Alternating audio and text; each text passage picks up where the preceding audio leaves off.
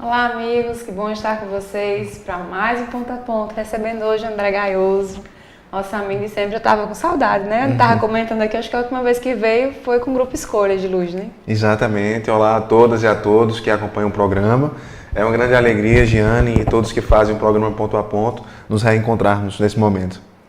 Então, André, hoje você veio para nos apresentar, né? Pelo menos para mim vai ser uma apresentação, porque eu não conheço Jesus Gonçalves, né? Que é esse personagem que a gente vai começar a conhecer um pouco hoje, talvez seja inspirador para muitas pessoas. Então, vocês que nos acompanham de casa, se preparem, porque vem muita história boa por aí. André ficou curioso para conhecer Jesus e começou a pesquisar e a se interessar e descobriu toda essa história cheia de coisas boas. Mas como o André não pode vir aqui sem trazer música, a gente vai começar com música para alegrar os nossos corações e a gente entrar nesse bate-papo.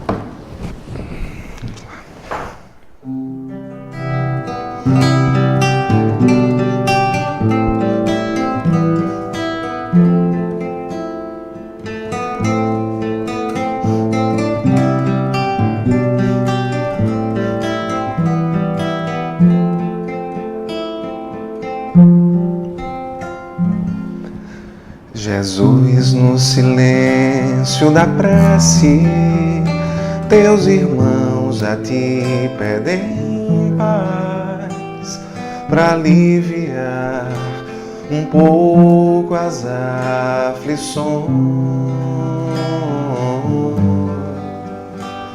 Senhor, enxugai nosso pranto, precisamos do teu amor e sentir tua presença envolver nossos corações. Por isso, vem Jesus.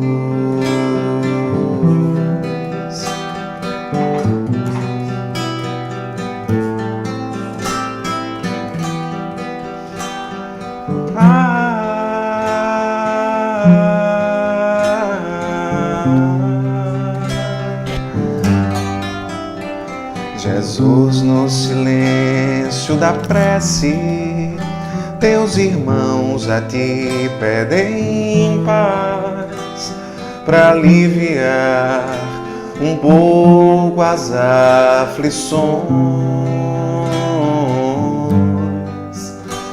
Senhor, enxugai nosso pranto, precisamos do teu amor e sentir tua presença envolver nossos corações. Por isso, vem Jesus. Ir ao teu encontro, queremos te seguir e afastar o mal da terra e acabar de vez com a guerra e caminharmos juntos rumo à luz. E ir ao teu encontro, queremos te seguir e acabar, afastar o mal da terra e acabar de vez com a guerra e caminharmos juntos rumo à luz.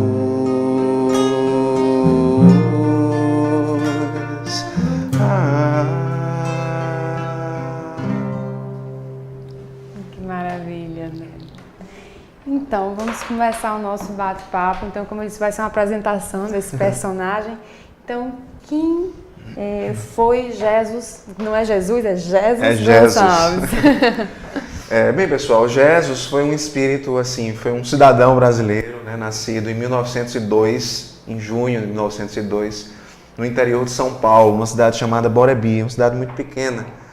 e ele teve uma história muito interessante, uma história de desafios, de superação, como é a nossa história aqui enquanto espíritos encarnados na Terra, mas ele realmente chama a atenção por pontos muito tocantes da sua existência, superação de muitas dificuldades pelas quais ele passou. E ele tornou-se espírita, é um personagem assim, bem interessante e muito conhecido na região de São Paulo, na região sudeste do Brasil. Tornou-se, portanto, espírita e teve uma contribuição muito forte no movimento espírita daquela região. Nos bastidores eu estava perguntando a você o que foi que despertou a curiosidade para conhecer um pouco mais de Jesus. E aí você me falou que foi ouvindo Merlânio falar. Mas aí quando você disse, não, eu quero conhecer mais, aí você foi buscar. E onde é que estão os registros, onde conta a história da vida desse homem tão significativo? Os registros de Jesus, ele foi biografado por um autor chamado Eduardo Carvalho Monteiro. Ele foi, assim, pelo menos daquilo que nós conhecemos, a pessoa que mais estudou a sua vida. Ele escreveu 2 livros sobre Jesus, né? Jesus, a extraordinária história de Jesus Gonçalves, e Jesus Gonçalves, o poeta das Chagas Redentoras. São as 2 principais obras sobre a sua vida. É fácil, não vou dizer que seria fácil biografá-lo, mas como ele é recente, né, ele desencarnou em 1946, 46 ou 47. Então, podemos dizer que a sua história ainda está muito viva, né? Tanto que ele conversou, esse biógrafo, esse autor, com as filhas, né, de Jesus Gonçalves. Então, havia muitos registros ainda assim, muito fortes da sua passagem aqui na Terra. Mas há 2 registros de 2 encarnações anteriores dele que chamam muita atenção. E isso talvez torne a sua história ainda mais interessante, até pelo giro, né, pela trajetória espiritual dele ao longo dessas existências. E quem trouxe à Terra essa história, essas experiências anteriores dele, foram Divaldo Franco e Chico Xavier, né, por intermédio da mediunidade que eles dois, que Chico e Divaldo, né, carregam aí. Chico carregou e Divaldo ainda conosco aqui encarnado, e nos possibilitaram conhecer com mais detalhes experiências anteriores desse espírito. E que encarnações foram essas? Que histórias foram vividas? Ele tem 2 experiências, como dissemos, muito interessantes, né? E para aqueles que estão assistindo ao programa e por acaso não são espíritas ou não conhecem os postulados básicos do espiritismo, um desses postulados é a reencarnação, né? Que é o processo em que o espírito, que tem uma vida apenas, né, ele passa por diversas existências corporais que nós chamamos de reencarnação. É o processo, simplificando, né, sendo sintético, pelo qual o espírito progride, avança, né, moralmente, tecnicamente, cientificamente, enfim, dá a sua contribuição enquanto co-criador, enquanto parte da criação também. E Jesus teve 2 encarnações muito fortes. E Divaldo e Chico afirmam que uma dessas encarnações foi a de Alarico I. Você já ouviu esse nome, Alarico I? Esse nome, quando eu me deparei, eu disse, rapaz, alguma vez na vida eu vi esse nome. Alarico é um nome de novela. Nome de novela. Eu lembrei do colégio, na época do colégio, em algum momento, num livro de história, esse nome apareceu. Alarico era um rei visigodo, né? Os visigodos eram povos que habitavam a Europa oriental, e eles eram chamados, né? A história nos deixou a conhecê-los como bárbaros, né? Porque estavam fora, assim, né, do contexto central da Europa, central de Roma, que vivenciava naquela época um império com muita força, né? Territórios conquistados, territórios muito distantes de Roma que foram conquistados, um exército muito forte, um poderio imenso. E nesse contexto, a gente está no ano 400 mais ou menos, que é o ano que Alarico chefiava esse povo visigodo, né? Essa informação é histórica, né? Os visigodos são povos históricos, eu vou ter o cuidado de separar o que é mediúnico do que é história, né? É mediúnica a informação no sentido de que ele foi Alarico, né? Habitou o corpo de Alarico, revestiu essa personalidade, mas a questão dos visigodos são povos históricos, a história, né? A nossa história aqui de encarnado registra a participação deles. E nesse ano, nessa época, o Império Romano já não era mais aquilo que um dia ele foi. Roma, a cidade eterna, já não era mais tão cidade eterna, porque eles estavam em crise. Crise social, crise econômica, né? Os escravos, que representavam uma força muito grande do Império, já não estavam assim, já estavam se revoltando com aquela condição, e as fronteiras de Roma ficaram fragilizadas. Foi então que os visigodos conseguiram adentrar, e o próprio Alarico conseguiu adentrar Roma. Ele sitiou Roma em 408, né? São registros históricos. E podia-se dizer que Alarico seria aquilo que hoje nós chamaríamos assim terrorista, uma pessoa que por onde passasse ele deixava rastros de muito sangue, muita dor, muito sofrimento. A gente estava numa sociedade ainda muito imatura, né? E nesse contexto ele sitiou Roma em 408, em 409 a mesma coisa, e em 410 ele invadiu Roma. Isso é um registro histórico. A mediunidade de Divaldo aponta que ele, no dia da invasão, ele se encontrou com Santo Agostinho, na véspera, né? Eles travaram um diálogo, né? E aquele diálogo teria sido muito marcante na trajetória desse espírito. É tanto que há um registro histórico, esse eu vou voltar a fazer, né? Aqui é o que é mediunidade, o que é história, de que Alarico não destruiu os templos cristãos quando ele derrubou Roma. Essa informação ela é uma citação da obra Cidade de Deus, de Santo Agostinho, né? E há uma nota de rodapé em uma famosa edição desse livro que diz que Osório, um padre daquela época que conviveu com Santo Agostinho, registrou esse fato na obra História contra os Pagãos, que ele não teria destruído os templos cristãos. E justamente, né, em razão, nós presumimos, em razão dessa informação medieval, pelo contato que ele teve com Santo Agostinho, né? Santo Agostinho foi ao encontro dele, essa conversa que eles travaram e que parece que repercutiu nele de uma forma muito, muito intensa. Mais tarde a gente vai entender por quê. E aí esse rei que tinha, pelos registros históricos, né, uma personalidade muito forte, uma maneira muito bruta de conquistar territórios, ele desencarnou e esse espírito, o espírito que habitou o corpo de Alarico I, segundo a informação mediúnica de Divaldo, mais tarde iria habitar o corpo de uma outra pessoa muito famosa, mas agora estamos no século XVI, avançamos 15 séculos para frente, certo? E na França, ele renasceria esse espírito no corpo de Armand Jean Duplessis Richelieu, que ficou conhecido pela história como Cardeal de Richelieu. Esse também, quando eu ouvi, eu disse, rapaz, já escutei esse nome em algum momento. Né? Ele foi primeiro-ministro do reinado na França. A gente está numa França e numa Europa do poder concentrado na mão do rei, né? Mas o Richelieu ele tinha tanto poder que dizem, né, assim, de forma até irônica, que ele mandava mais do que o próprio rei. Ele foi um dos responsáveis pela Guerra dos 30 Anos, estava envolvido nesse contexto, né? Ele assim já não tinha mais aquele ímpeto de matar com as próprias mãos de forma massiva, né, em massa, como Alarico fazia, derrubando tudo que saía pela frente, mas ele ainda, né, estava ligado a essa sintonia, a essa vibração de guerra, de territórios, né? E nesse caso, o grande amor dele, digamos assim, uma expressão inadequada, mas a grande meta da sua vida era que a França fosse protegida e fosse grande, né? E esse espírito guardava essa diretriz. A gente vê assim, pode ver, é uma análise interessante. Eduardo Carvalho Monteiro o biógrafo de Jesus, faz essa análise. Ele diz assim, olha, a gente pode observar um sutil avanço moral de Alarico para Richelieu, que ele não tinha mais a coragem de fazer o que Alarico fazia, da forma como ele fazia, mas ele ainda estava nesse contexto de brutalidade, de guerra, né, muito forte. Então ele desencarnaria no século XVI, provavelmente teve outras experiências, não é de meu conhecimento, né, da mediunidade de Chico, né, de Divaldo, as encarnações pelas quais ele passou, mas ele renasceria no Brasil, no século XX, né, 1902, lá no interior de São Paulo. E é notável porque ele já não renasce num contexto de poderio, de nobreza, de riqueza.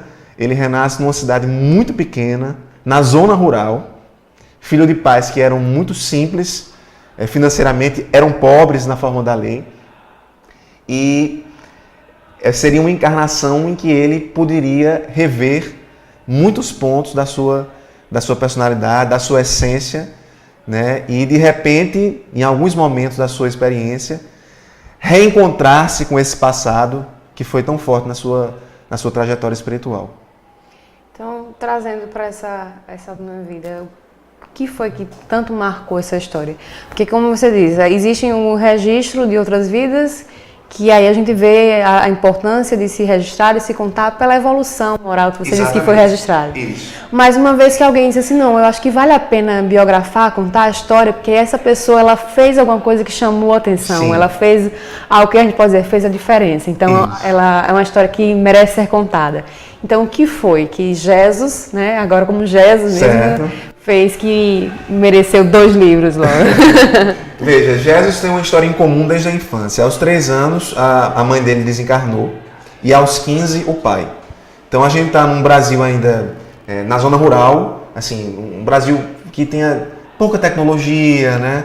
E muita dificuldade de inclusão social pela educação. Aos 15 anos, ele se vê sem o pai e sem a mãe, se vê impelido a trabalhar, né, na zona rural. Ele trabalhou no cultivo de algodão, de café também, porque era um meio de subsistir mesmo, né? Ele realmente não tinha condições financeiras boas, mas o que acontece é que aos 15 anos de idade, apesar de não ter mais o pai e a mãe perto dele, ele tinha uma admiração muito forte das pessoas que estavam ao seu redor.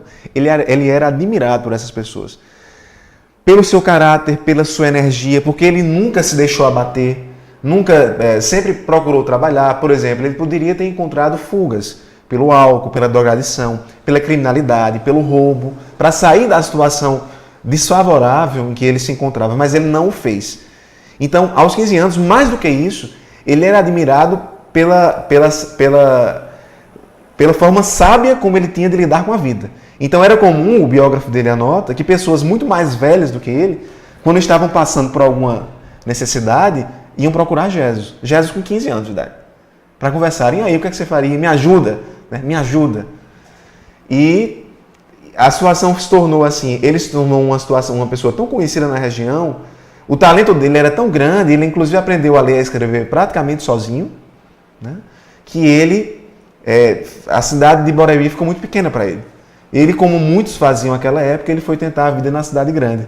E foi para Bauru, que era e é um grande centro econômico, né, do Brasil mesmo, né, do estado de São Paulo e do Brasil. E ali ele começou a encontrar algumas pessoas, foi atrás de emprego, e o prefeito conheceu Jesus, o prefeito da cidade de Bauru, num desses encontros, e ele, aos 20 e poucos anos, tornou-se tesoureiro da prefeitura de Bauru. Ele vinha da escola informal, com muitas dificuldades, mas aquilo ali já era eu entendo, né? Era um contato que ele tinha com situações que resultavam de um passado. Em que sentido? Eu pergunto a você, eu sei que você está me fazendo as perguntas, mas eu queria perguntar, é normal, ou é ordinário, é comum uma pessoa aos 20 e poucos anos assumir a tesouraria de uma prefeitura, de um grande centro econômico? De jeito nenhum. Não é, né? Ele tinha um contato de novo com o poder, né? E a gente sabe assim que nós só atraímos a doutrina... E o poder grande porque estava com o dinheiro, né, na mão. Exatamente. Apesar de não ser um nome, né, Sim. mas o poder de fato. Ele tinha caixa. Né? E assim, nós sabemos, à luz da doutrina espírita, que somente atraímos ao nosso redor, né, as situações que nós mesmos provocamos. Né? Quer seja em decorrência das escolhas que fazemos nessa existência, quer seja em decorrência das escolhas dos procedimentos, da conduta que tivemos em existências anteriores. E ele atraiu a situação do poder. Imagino eu que justamente foi um teste para ele. Será que ele ia falir de novo? Porque quando ele teve o poder das mãos naquelas 2 oportunidades, enquanto Alarico e enquanto Richelieu, ele faliu. Do ponto de vista moral, foi uma falência notável. Mas ele não faliu nessa oportunidade, porque ele já não era o mesmo espírito. Né? O espírito progride ao longo das existências, ele amadurece, ele encontra outras formas de ver a vida, e Jesus encontrou. Então ele era um servidor público extremamente honesto.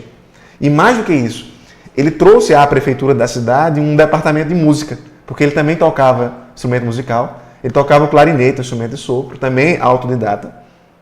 E é um instrumento bem incomum, né? O violão é um instrumento que está em todo lugar, né? Mas o clarinete já é algo, né, que é mais difícil, mas ele era diferente, ele era realmente um espírito diferente. E aí ele fundou uma banda de jazz dentro da prefeitura. E isso me fez pensar assim, essa é uma análise que Eduardo Carvalho Monteiro faz e eu concordo com ele.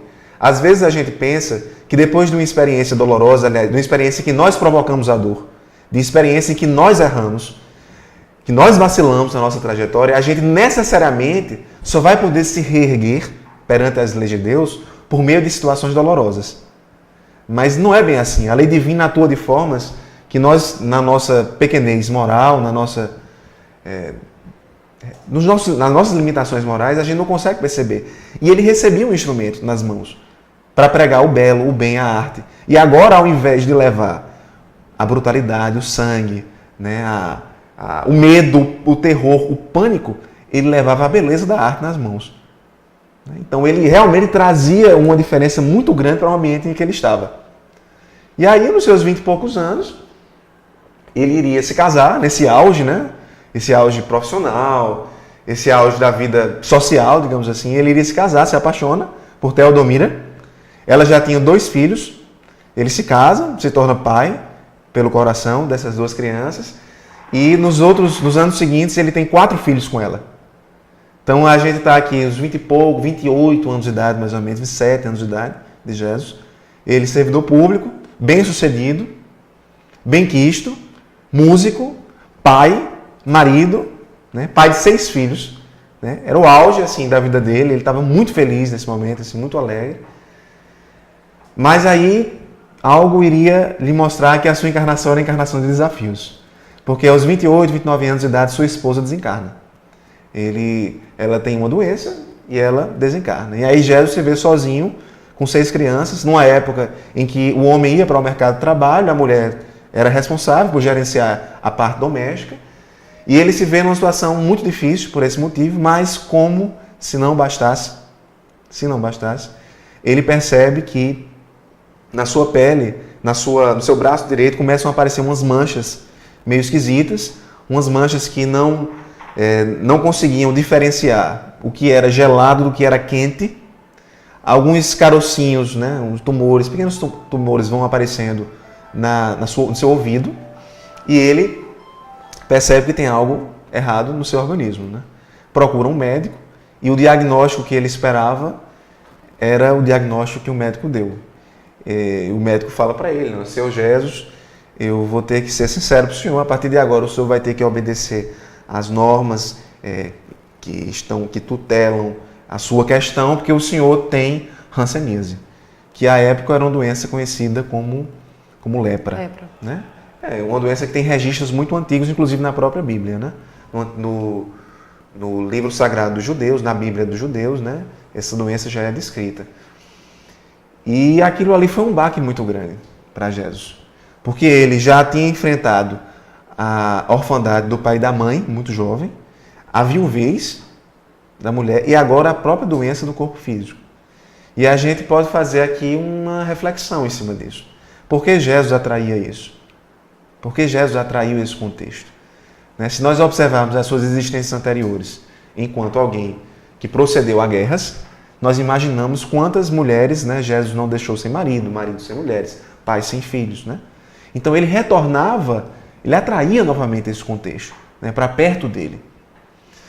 E quando ele fez os 30 anos e descobriu a hanseníase, né, ele realmente se questionou Deus. Né? Onde está Deus? E passou a nutrir, a alimentar um sentimento de muita revolta contra Deus. Porque ele não acreditava que mesmo depois de ter passado por tudo que ele passou, ele ainda passaria por uma prova como essa. E ele dizia assim, puxa vida, né, eu imagino, eu não fui para o roubo, não fui para as drogas, não peguei atalhos, eu tentei fazer sempre o meu melhor, ser um bom servidor público, ser um bom pai, um bom marido, mas depois que eu perdi quase tudo isso, ele também iria perder o emprego, porque quem tinha hanseníase à época era... Tinha que ficar isolado. Por lei, ele tinha que ficar isolado. E aí ele revoltou-se contra o Deus que, né, ele escutava e foi fazer o tratamento. E o tratamento era muito doloroso. Talvez, não sei eu, se a dor mais forte seriam as dores físicas, porque é uma doença que atinge a pele, os órgãos vitais, e naquela época não tinha tratamento. Hoje tem, e muito fácil, muito acessível, né? Tratamento por antibióticos mesmo, né? E ambulatorial, em nível de ambulatório, mas naquela época você tinha que se internar. Então você se separava da família. Iam para os leprosários. Exatamente, que eram chamados leprosários, asilo colônia, né? Os amigos dele tiveram assim compaixão dele, foram muito camaradas nesse momento, E um deles deu um sítio para ele morar, um sítio assim mais afastado da cidade. Nesse meio de campo, vale ressaltar, ele se casa novamente com a vizinha que ficava cuidando das crianças enquanto ele ia trabalhar, depois da morte da sua mulher. A vizinha quer casar com ele mesmo com a doença, eles se apaixonam também, ficam juntos, se casam. Vão para esse sítio afastado, mas em uma tarde, sem aviso prévio, uma ambulância do sistema de saúde de Bauru aparece e diz assim: seu Jesus, nós vamos ter que levá-lo, o senhor vai para o leprosário. Então ele é encaminhado para o asilo colônia de Aimorés, lá no interior paulista, para inaugurar uma nova etapa da sua vida. A gente tem que dizer, os asilos hoje eles não existem mais no Brasil nessa forma. Alguns já estão, a maior parte, quase todos, salvo engano, já estão desativados. E eu tive a oportunidade de conhecer 2 já. Um aqui em João Pessoa, inclusive tem um centro espírita dentro dele, e um em São Luís do Maranhão. E é incrível porque a estrutura é a estrutura de uma pequena cidade mesmo. Você tem praças, você tem cassinos, você tem igreja, você tem prisão, cadeia, e a parte dos hospitais, a parte residencial. E é uma estrutura muito voltada para o isolamento. É tanto que aqui em João Pessoa ela está num local que o acesso realmente é até um pouco complicado. Em São Luís também, fiquei com a mesma impressão. Eram locais que eram construídos para que as pessoas que ali estivessem realmente fossem marginalizadas. Era a forma como se acreditava que a doença seria tratada da melhor forma.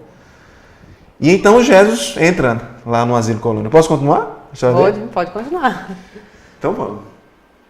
E ele tem a seguinte, ele vê a situação, era dramática, como nós podemos imaginar.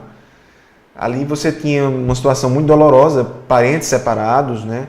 A doença já aparecendo na pele das pessoas, era uma situação muito dolorosa. E ele pensa assim, eu tenho 2 opções, né? Ou eu entro aqui na sintonia e termino os meus dias dessa forma, ou então eu tento fazer alguma coisa para que isso daqui mude, para que eu não fique mal, para que eu possa melhorar, para que eu possa ter dignidade. Né? E ele fica com essa última opção. E ele tinha muito talento, realmente, ele tinha muita energia. Então ele percebe que ali há algumas pessoas que tocavam instrumentos musicais. Então o faro dele de músico já é aguçado, ele junta aquela turma e ele faz uma banda de jazz ali dentro. Então o Asilo Colônia passou a ter festas com aquela banda tocando. Ele escrevia também, ele era poeta, fazia poesias com muita facilidade. E ele, entendendo que o local estava sem vida, decide fazer um jornal. Passa a publicar um jornal que é chamado de O Momento. Então, digamos assim, que as fofocas do ambiente agora estavam naquele jornal, os eventos estavam naquele jornal, as fotos, matérias diversas sobre diversos assuntos. E de repente o Asilo Colônia foi se revitalizando com a presença dele. Ele adorava futebol também. Então ele fundou a primeira liga uma das primeiras ligas de futebol da região, entre os Asilo Colônia, né, chamados antigamente leprosários. Ele era muito fanático, ele torcia para o Corinthians. Nesse ponto, portanto, ele não tinha muito bom senso, muito bom gosto, né? Digamos assim. E nesse contexto, ele realmente traz vida ao local. Ele tinha tanto prestígio que ele conseguiu carregar a mulher dele lá para dentro. Isso era proibido, né, em regra. Mas o diretor sabia da importância dele e a esposa dele queria ir de todas as formas. Uma situação muito saudosa, né? E ela consegue ir para lá. Eles vão para lá e em determinado ponto ele percebe que tem um leprosário perto, um asilo colônia, que estava oferecendo um tratamento melhor. Chamava-se Asilo Colônia de Pirapitingui, também interior de São Paulo. E aí ele decide ir para lá. Mas ele tinha tanto prestígio que o diretor fez de tudo para ele não ir. Ele bloqueava até as cartas que Jesus mandava para lá. Né? Mas ele consegue, né, com aquele jeito dele, muito articulado, fazer o transporte para lá. Então eles vão para o Asilo Colônia lá de Pirapitingui e lá ele encontra a mesma situação. Uma colônia sem vida, triste, e ele faz a mesma coisa. Funda o jornal, conclama, né, convida os músicos do local, forma uma banda. Joga futebol. Faz teatro, ele também escrevia peças, atuava, promove noites artísticas no ambiente e o ambiente ganha nova vida. E mais do que isso, nele ele fundou uma estaçãozinha de rádio. Então era o veículo de comunicação talvez mais, né, assim, bem quisto. As pessoas gostavam muito do rádio naquela época, como hoje ainda, mas na época era muito mais popular, né? Assim, mais prestigiado. Não tinha as mídias que havia hoje, naturalmente. E ele funda uma estação de rádio, funda um programa. O que é curioso nessa história toda, Giane, é que ele, apesar de tudo isso, ele mantinha uma revolta muito grande contra Deus. Ele não acreditava, assim, ele não acreditava como é que Deus podia deixar aquelas pessoas naquele local. Porque ele tinha aquela energia, aquela força, mas tinha pessoas ali que não tinham, que Deus esqueceu delas. Deus havia esquecido delas. E uma das cenas assim que é muito forte nesse contexto é uma cena em que ele faz o programa do rádio, na verdade ele está acompanhando o programa do rádio, que ele mesmo inaugurou, e o apresentador do programa encerra o programa como ele sempre fazia, né? Um abraço, até o próximo programa, se Deus quiser. Então Jesus escutou aquilo, pegou o microfone na hora, disse assim, se Deus quiser não, se eu quiser, porque quem manda aqui sou eu. Percebe que havia um general dentro dele ainda? Era a revolta. Quando os espíritos progridem, né, nós sabemos que nós precisamos de muitas encarnações para trabalhar um vício, uma imperfeição. É por isso que às vezes nós mesmos dentro do movimento espírita, assim, depois de ter recebido a mensagem espírita, ter se emocionado com o espiritismo, ter estudado o espiritismo, a gente se vê repetindo erros ainda muito graves. É porque nós passamos muitos anos construindo isso. E o processo de desconstrução ele é longo e é doloroso algumas vezes, né? E Jesus sentia isso com muita força. Ele era muito orgulhoso ainda, muito vaidoso, né? Ele tinha aquela impetuosidade, a mesma impetuosidade que ele carregava ainda, né? Você vê, de pegar o microfone na hora é uma coisa muito, né?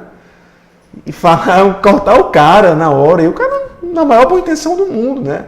Não sei nem a crença dele em relação a Deus, quanto ele era religioso, se ele tinha religião ou não, mas eram coisas tão simples, né? E ele foi lá, né? E tem uma poesia dele que ele escreveu em 43. Aliás, um pouco antes, 39, chamada Falta, que é uma poesia que sintetiza, assim, na minha opinião, o pensamento dele, que ele diz assim, por onde andará um bem, um não sei o que, em cuja busca eu sou judeu errante. Por onde eu passo, já passou também. Quando eu chego, já partiu ao instante. Não sei se está na vida ou mais adiante, se está na morte ou nas mansões do além, se está no amor, se está na fé, perante os dois altares que essa vida tem. Mas se a vida é um sonho e a morte o nada, se o amor é pesadelo e a fé receio, por que manter-se em luta desvairada? No entanto, eu sigo, acovardado, triste, a procurar em tudo o que não creio a coisa que me falta e não existe. É forte, né? Muito. É forte. Então ele passava assim, ele tinha essas crises muito fortes, sabe? E ele não fazia questão de esconder mesmo. Aquilo ali era Jesus, ele era uma pessoa muito autêntica, sabe? E fazia, os seus sentimentos eram sempre muito aflorados, ele era muito intenso. Ele era muito intenso.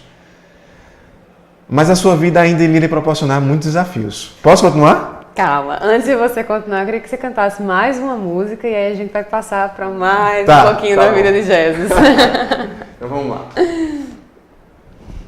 Então vamos cantar aqui uma música que é de Rossano, em que talvez se relacione, talvez não, vai se relacionar um pouco sobre um momento que Jesus viria viver, algum tempo depois.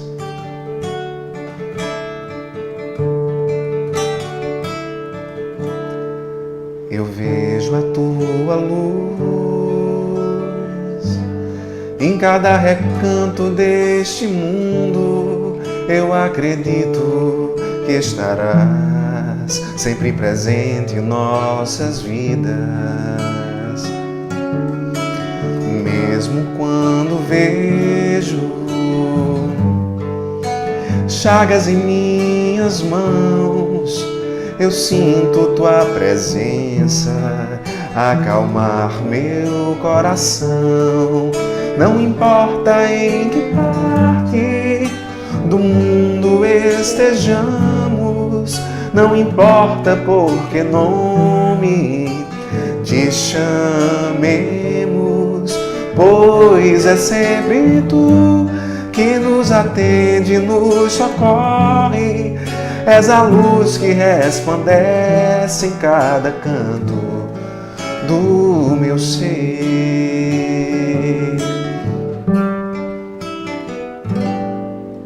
São tantas diferenças entre cada um de nós, mas sei que a violência simplesmente nos destrói. Mas tua paz serena invade nossos corações, fazendo a diferença entre tantas ilusões. Não importa em que parte do mundo, não importa por que nome te chamemos, pois é sempre tu que nos atende, nos socorre. És a luz que resplandece em cada canto do meu ser. Não importa em que parte do mundo estejamos, não importa por que nome te chamemos, pois é sempre tu que nos atende, nos socorre. És a luz que resplandece em cada canto do meu ser.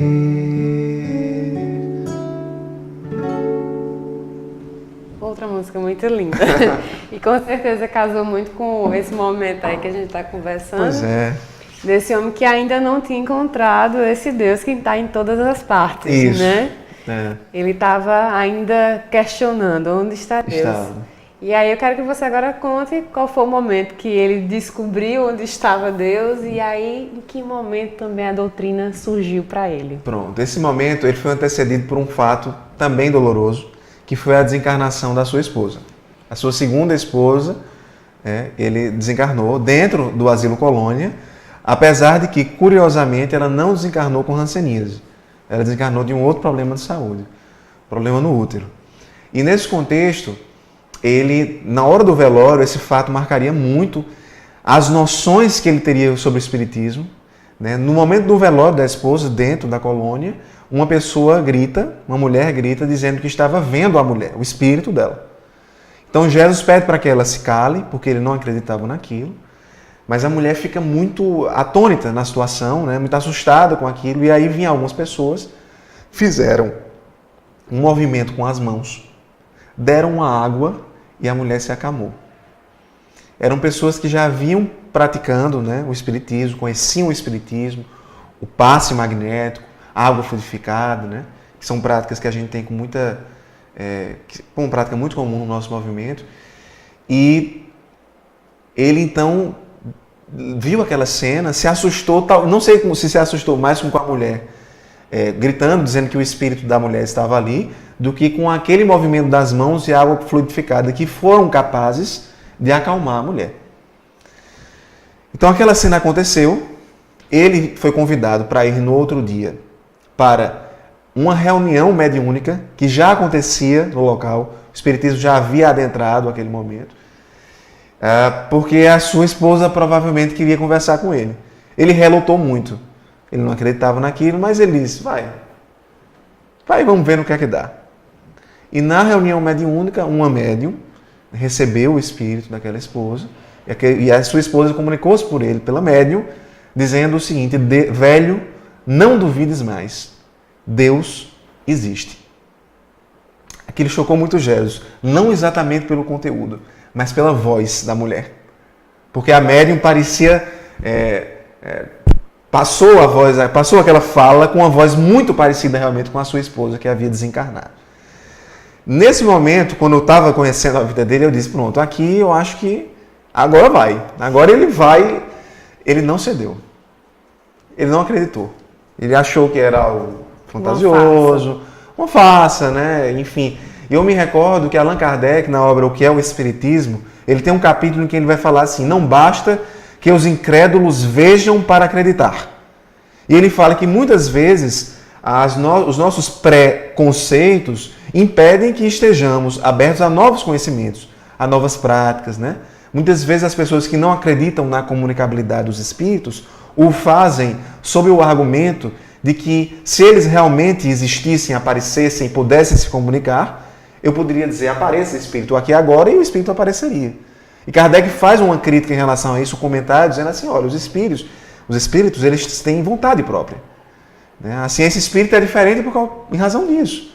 Não é um elemento químico que a gente estuda dentro do laboratório, que nós podemos manipular de forma muito fácil. Os espíritos têm sua individualidade, têm sua força, seu arbítrio, né? Então, nesse contexto, Kardec vai tecer essas considerações sobre pessoas que, mesmo depois de verem situações muito nítidas da presença e da comunicabilidade dos espíritos, elas acham que aquilo é uma farsa. Foi assim com Jesus. E ele continua a sua trajetória, né? Muito revoltado ainda contra Deus, mas um fato viria a mudar definitivamente o seu rumo, que seria um momento em que ele estava passando por uma dor muito forte, uma dor no fígado, literalmente falando. O bacilo de Hansen, ele atinge órgãos vitais, como dissemos no início da nossa conversa. E o fígado de Jesus foi atingido e provocava nele dores muito fortes. E em uma dessas dores, talvez, quem sabe, pensando que iria morrer, que iria desencarnar, ele diz assim: Deus, se você existe, mesmo, coloque medicamento nessa água, porque eu não suporto mais a dor. Então ele aguardou alguns minutos e bebeu a água. Quando ele bebeu a água, estava com um amigo do lado, ele disse assim: a água tem gosto diferente. Está com gosto diferente. E minutos depois a dor foi abrandando, foi cessando. E aí ele percebeu que tinha algo mais. Uma amiga que estava perto dele, que era espírita, ele pegou um livro com essa amiga, que era O Céu e o Inferno, de Allan Kardec, né, o 4º livro da codificação espírita. Ele devorou o livro, traçou o livro de cabo a rabo, e finalmente o seu coração foi sensibilizado. Porque ele se deparou com a proposta da doutrina espírita em relação a Deus. De um Deus que era soberanamente bom e soberanamente justo, com as leis divinas, com as leis naturais, com as leis de resgate, né? Os resgates a que nós somos submetidos. E ele se aproximou muito de um Jesus diferente da concepção dele.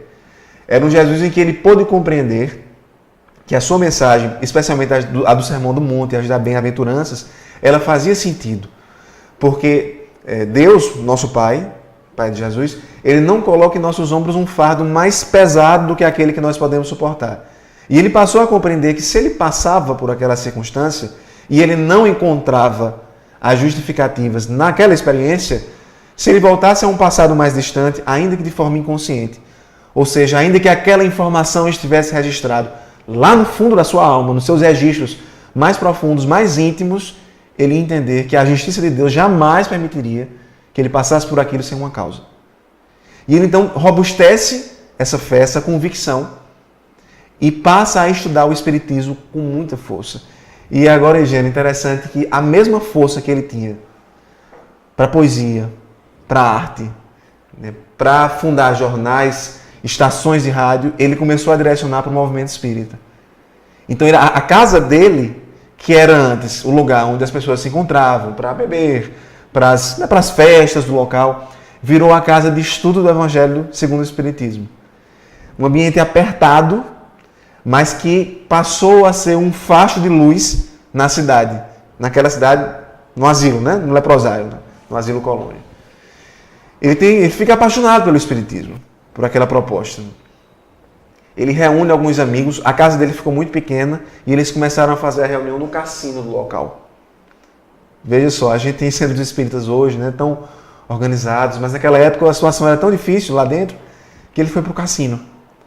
E de repente, né, quando há luz, há um pensamento, né, que diz que quando há luz, não há espaço para sombra. Então, o cassino passou a ser iluminado. O local passou a ser iluminado como um todo, pela proposta espírita. E aquelas pessoas que antes estavam sem um norte, É porque muitas delas abraçavam o pensamento religioso do local, outras não abraçavam, outras também estavam no pensamento de revolta, na sintonia de revolta. Haviam muitos revoltados ali dentro. Compreensível. Independentemente de religião que se abraça, a situação era muito dolorosa. E ele apresenta aquilo ali. E muitas pessoas foram tocadas também. E ele consegue, assim, juntar muito dinheiro para a época, né? Escrevendo cartas para espíritas conhecidos da região. Então ele conheceu Jair Herculano Pires, Leopoldo Machado, espíritas bem conhecidos, conseguiu juntar dinheiro a quantia de 36 mil cruzeiros. Não me pergunto quanto vale isso hoje, que eu não sei. Mas, enfim, era uma quantia que, pelo menos, o biógrafo colocou como sendo significativa para ele. E ele ergueu o primeiro centro espírita do leprosário, né, do Asilo Colônia, que ele nomeou de Centro Espírita Santo Agostinho. Olha aí. Olha aí as coisas. Nos parece que aquele encontro com Agostinho, né, fez algo, reverberou de forma muito intensa na sua alma. Né? Talvez aquele espírito acompanhou. Né? Santo Agostinho tenha talvez acompanhado Jesus ao longo da sua trajetória. Né? E assim, o curioso é que na segunda obra que Eduardo Carvalho Monteiro escreveu sobre ele, Jesus Gonçalves, o poeta das Chagas Redentoras, ele disse que inicialmente o Centro Espírita se chamava Centro Espírita Amor e Caridade. Ele coloca inclusive o registro do jornal, que à época convidou as pessoas do local para a inauguração, mas que, por um pedido de Jesus, o centro teve o nome alterado para Santo Agostinho. E esse pesquisador encontrou nas gavetas do escritório de Jesus muitos estudos de Jesus sobre as mensagens que Santo Agostinho deixou na codificação. Ele tinha uma admiração muito profunda por Santo Agostinho. E a gente sabe o motivo, né? Aquele que há muito tempo já havia ele tocado. Já o havia ele tocado de alguma forma, né? Engraçado, né? Porque Santo Agostinho teve uma história, do ponto de vista biográfico, de transformação também, né? De uma vida muito diferente que ele tinha, até abraçar a Igreja Católica e tornar-se um homem muito sintonizado com as leis de Deus. E Jesus também fez mais ou menos esse caminho, né? Então as pessoas do local que estavam necessitadas começaram a ser abraçadas pela proposta espírita. Muitas vezes pessoas que estavam com diagnóstico de loucura dentro do leprosário, né, do Asilo Colônia, eram tratadas no centro espírita, que na verdade elucidavam que se tratava não de um problema orgânico, não era um problema de loucura, era um problema de obsessão, de influência espiritual. E de repente a dinâmica do local foi mudando novamente. Dessa vez com a proposta espírita. Né? Os jornais traziam as palestras, né? Próxima palestra pública, tema tal. A primeira palestra pública teve como tema a justiça divina e a dor. Algo muito parecido com isso. Que eu achei, inclusive, muito simbólico, né? E muito representativo daquela história. Enfim, essa... A pergunta, cara, ninguém Diz quer... aí. E como foi, assim, a gente viu que já foi transformador e ele com toda a sua energia transformava tudo à sua volta. Ele tinha esse poder mágico de transformar as coisas à sua volta. Mas como foi seus últimos dias, a doença? Ele conseguiu resistir, vencer a doença? A gente quer saber como foi que terminou essa história tão rica até então. O bacilo de Hansen, lá, o agente que provoca a doença, não foi vencido. A doença física, não. Mas tenho a impressão que, do ponto de vista moral, ele obteve uma vitória muito grande. Na verdade, a própria doutrina espírita trabalha o processo das doenças de uma forma muito especial, né? Porque as doenças, à luz da doutrina espírita, não raro representam o próprio processo de cura para o espírito. É a forma como o corpo físico encontra de colocar para fora aquela energia, André Luiz chama de miasma, né? Aqueles elementos que deixam o corpo espiritual doente. Então, o corpo físico adoece, né? Mas o espírito se cura. Quantas vezes nós não aprendemos ou não ressignificamos a nossa vida depois de uma doença? Com Jesus foi assim. A doença foi um dos pontos principais, um dos principais elementos para que ele tomasse um novo rumo na sua encarnação. E ela se tornou muito grave, a doença. Então, no final dos tempos, se vocês colocarem fotos de Jesus, tem muitas fotos dele na internet, no Google, você vai ver que o próprio nariz dele foi ficando deformado, a sua face foi ficando deformada, ele chegou a perder alguns membros, assim, a doença realmente era avassaladora. Mas ele ainda sentia muita dor, mas era diferente. Já não era mais aquele Jesus dos 20 e poucos anos de idade, né? Ou dos 30, quando descobriu a hanseníase. E nos últimos dias de existência, um fato curioso é que ele não falava mais, ele não conseguia mais falar. Ele tinha construído uma pequena casa, na verdade não era uma casa, era um quarto, atrás do centro, para que ele pudesse deslocar ao centro com mais facilidade. E quando ele já estava sem falar, poucos dias antes de desencarnar, ele foi ao centro, ajudado por outros amigos. E no momento que ele entrou, ele sentiu alguma coisa diferente na garganta. E ele pegou o microfone, pediu licença e fez uma palestra de 2 horas sobre uma temática espírita. Mesmo depois de já não conseguir mais falar. Os seus últimos momentos foram numa cama, no seu quarto. Ele já via alguns espíritos que estavam desencarnados. Nós sabemos, segundo a codificação, que os espíritos que nos querem bem, eles nos acompanham no nosso processo de desencarnação, estão ao nosso redor, né? E narram o seu biógrafo narra, de acordo com a pesquisa que ele fez, que ele desencarnou muito tranquilo, tamborilando com os dedos assim no corpo as músicas que ele gostava, como se aquilo simbolizasse que ele havia ou estava prestes a desencarnar de uma forma redimida. Por isso que ele dá o nome do segundo livro de Jesus Gonçalves, o poeta das chagas redentoras. Uma história belíssima.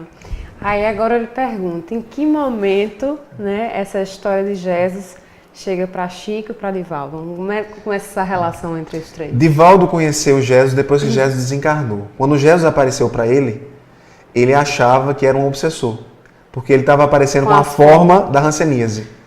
Né? E então ele esclarece, eu não sou teu obsessor, não sou um anjo, assim, mas também não sou um espírito assim que está perturbando, eu vim aqui para te ajudar. E aí ele de repente foi mudando a luminosidade dele, né?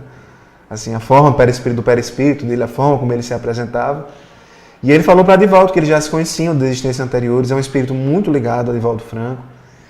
E uma cena curiosa é que nas primeiras palestras que ele fez, na verdade foi a primeira palestra que Divaldo fez em um asilo colônia, né, de hanseníase. Jesus que pediu para ele ir para lá. E ele disse assim, por favor, não faça isso comigo, né? Eu vou morrer. E ele disse assim, olha, eu estou pedindo para você fazer isso, eu estou pedindo para você ir lá, para que você não vá para lá. Como se dissesse assim, vá lá, meu irmão. Né? E aí Divaldo vai dizer que carregava na sua marca perispiritual uma tendência a desenvolver a hanseníase, né? Mas não desenvolveu, e a gente entende por quê, né? Pela tarefa que ele abraçou, pela forma transformadora como ele encarou a existência dele. Né? E na última biografia lançada acerca de Divaldo, de Ana Lande, a autora, eu não me lembro agora o nome, mas foi a última, ela, do meu conhecimento, ele dedica mais de 10 páginas para falar de Jesus Gonçalves. É muito interessante. Tem um capítulo só sobre ele. E em relação a Chico, eles já trocavam cartas enquanto Jesus era encarnado. Os dois encarnados trocavam cartas. E Elias Barbosa, numa obra que escreveu sobre Chico, diz que Chico tinha uma admiração muito grande por ele. Porque ele sentia um bom ânimo muito grande. Ele dizia assim, Jesus é um armazém de bom ânimo. E ele falava assim que se conheciam por fotos, né? Jesus dizia assim, Chico, eu não posso te ver, mas prometo a você que depois de desencarnar eu vou aí. Eles trocavam fotos, né? E Chico foi recebendo umas fotos diferentes dele, né? Porque a doença ia deformando a face. E numa dessas últimas fotos e cartas, ele disse assim, olha, Chico, essas fotos que eu estou mandando tá meio diferente, mas não se preocupe não, porque foi um problema na máquina, não sou eu não. Ele era assim, sabe, ele levava muito de boa a sua situação, e apesar da dor, ele encarava aquilo de uma forma muito positiva, porque ele sabia que aquilo ali não era o problema, era a solução. Ele trazia na pele, né, tirava pela pele aquelas energias que ele acumulou, aquelas energias doentes, deletérias, enfermas, que ele acumulou durante tanto tempo na sua trajetória de espíritos. Né? E é isso. E ele viria a cumprir a promessa com Chico. Né? Ele foi se encontrar com Chico. Chico não sabia que ele tinha desencarnado. E em uma determinada reunião mediúnica, que tinha acabado lá em Minas Gerais, Chico Xavier percebe a presença do Espírito, vê o Espírito, e é um Espírito de muita luminosidade que aparece para ele. E a luminosidade era mais intensa no pescoço e na perna direita. do pescoço e na perna direita. E Chico, na humildade que era característica, ele disse assim, pelo pensamento, meu amigo, tem alguma possibilidade de saber quem você é? E ele responde, Chico, sou eu, Jesus, eu vim cumprir a minha promessa. E ele entende, né, que é um relato dessa pessoa que conviveu com Chico, que, na verdade, os pontos de luminosidade do corpo espiritual de Jesus, quando apareceu para Chico, eram os pontos que tinham sido mais maltratados pela hanseníase, enquanto ele estava encarnado. Era como se aquele símbolo da redenção da doença, né? Aquilo ali me curou, aquilo ali foi minha cura. E aí ele cumpriu a promessa dele para falar lá no Chico. Gente, que história incrível. Eu estou aqui apaixonada por Jesus. Mas a gente tem que acabar por aqui, infelizmente. Mas antes de acabar, eu queria que você dissesse assim, você que vem pesquisando, que vem estudando, que vem falando tanto de Jesus, qual que você acha que é a principal mensagem de Jesus que ele deixou assim pela sua história, pela sua vida, para o movimento espírita? O que é que nós podemos aprender com Jesus? Olha, enquanto o movimento espírita é a força de transformação, né? Ele fundou um centro espírita numa situação muito adversa, e quantos de nós não passamos por isso no nosso país, fora do nosso país, né? Disseminar a mensagem espírita é algo que exige esforço, tanto pela exemplificação, o que é mais importante, quanto pela própria estrutura física mesmo, a montagem dos centros, né? E Jesus teve muita força nesse ponto. Mas o que eu acho mais interessante da existência dele é a forma como ele se transformou.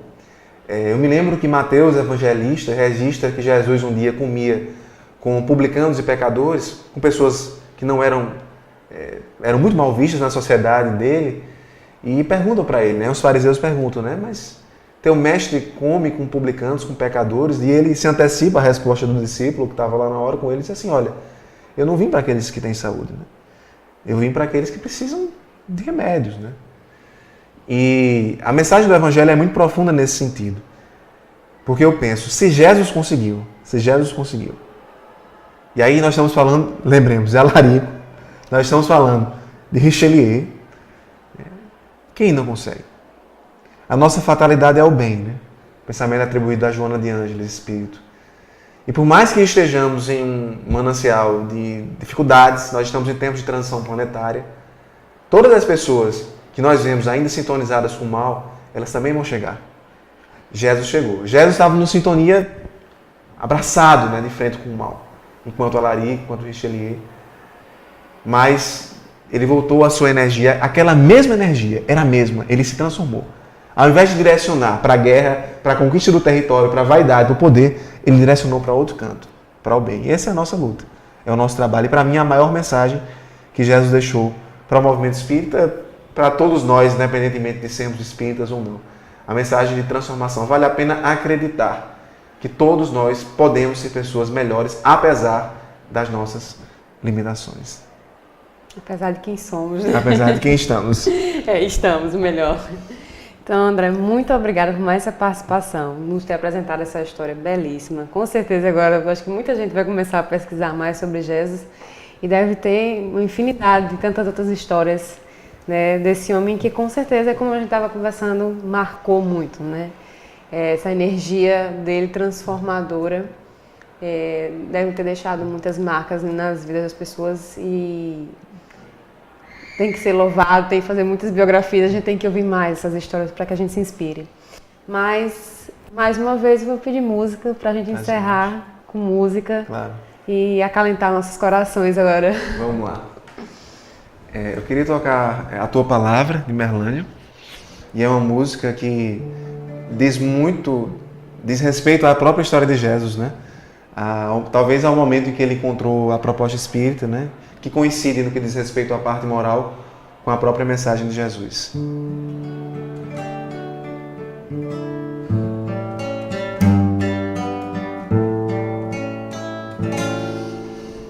Chegaste nos chamando para a vida com olhos serenos de amor e de luz. No peito, grande sol de esperança, tua voz doce e mansa te chamavam Jesus. Os tristes encontravam alegria e os desesperados, mutilados de dor, saíam da noite angustiante e ao teu belo semblante entendiam o amor. Ao ouvir a tua palavra, sentimos toda a vida voltar. Em nós renasceu o teu semblante, o Evangelho no instante já começa a brotar. Se somos ceareiros da vida, é porque tua luz raiou na nossa alma. Voltamos para as ruas de novo, amparando teu povo, que tua voz acalma. Ao ouvir a tua palavra, sentimos toda a vida voltar. Em nós renasceu teu semblante, o Evangelho no instante já começa a brotar. Ao ouvir a tua palavra, sentimos toda a vida voltar. Em nós renasceu teu semblante, o Evangelho no instante já começa a brotar.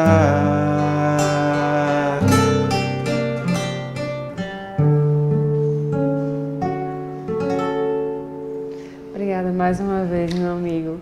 Obrigada a vocês que nos acompanharam e sábado que vem a gente se encontra para mais um Ponto a Ponto. Até lá!